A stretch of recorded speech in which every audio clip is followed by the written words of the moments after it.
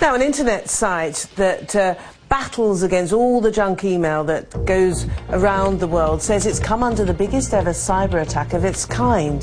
Spamhaus says its servers have come under attack on an unprecedented scale over the past 10 days, slowing down some internet services. It began last week and targeted Spamhaus, a European group which specializes in blocking unwanted content. Online security experts say the disruption could get worse. A Dutch-based website called Cyberbunker has claimed responsibility for the attack.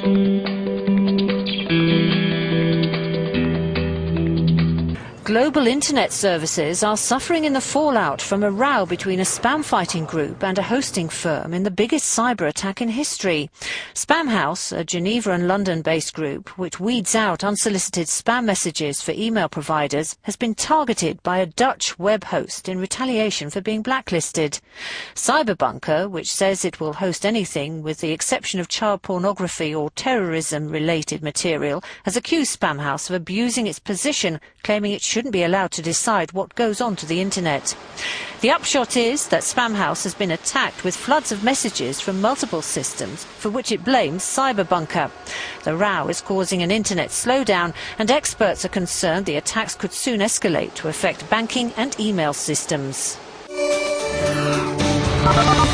This ought to be about a simple conflict between two small companies, but that's not the case. It seems to be expanding in ways that have many users of the internet and companies that rely on the internet feeling very nervous. Let's explain how it happened. First of all, we have this company called Spamhaus. Spamhaus is an internet spam watchdog. It creates spam data filters for 1.4 billion users. What that means is it helps companies avoid having their inboxes fill up with those things that none of us want, ads for things that we have no interest in buying. Spamhaus was looking around and it focused on this company called Cyberbunker. Cyberbunker is a web hosting service in the Netherlands, and Spamhaus said they were going to blacklist this company because too many of the clients of Cyberbunker were doing things like this. That's what essentially started the war here between these two companies. I'm not going to get into who's right and wrong because, frankly, I think there's too much we don't know about that. What we can say is it has expanded, and it's included essentially attacks upon the way the internet works and communicates between these two companies. And if it were limited to these two companies, maybe nobody would care.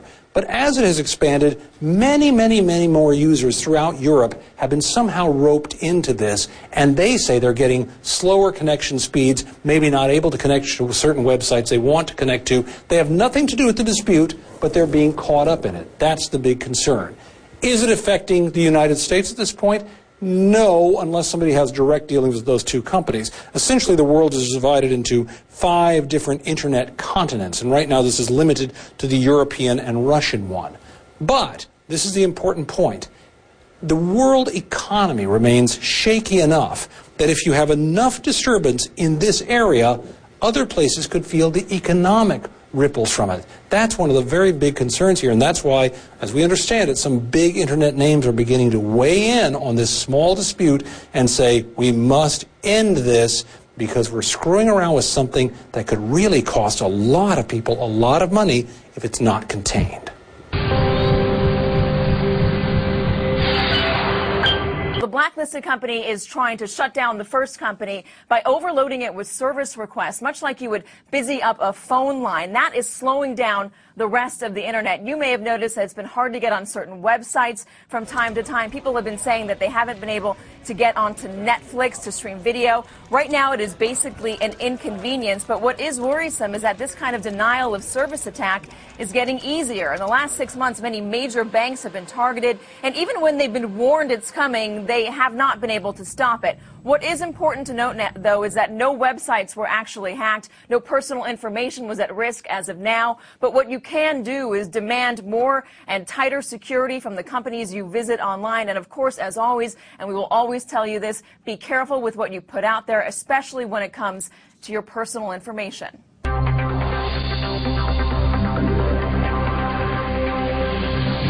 The world of cyberspace is in a state of war. Every second of every day, the UK's defence, energy, finance companies, all attacked by foreign hackers. The firms do have their defences. The British intelligence community, GCHQ, MI6, MI5, also monitor and tackle the threat.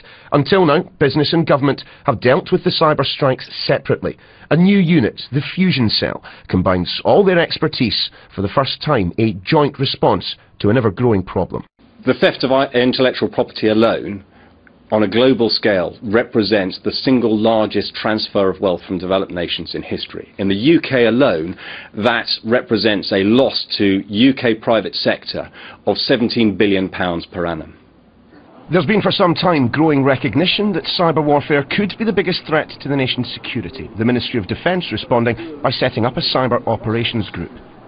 The Fusion Cell will be run on similar lines. Roughly a dozen intelligence officers working with representatives of 160 big businesses to monitor the threat, share the information and provide a speedy, coordinated response.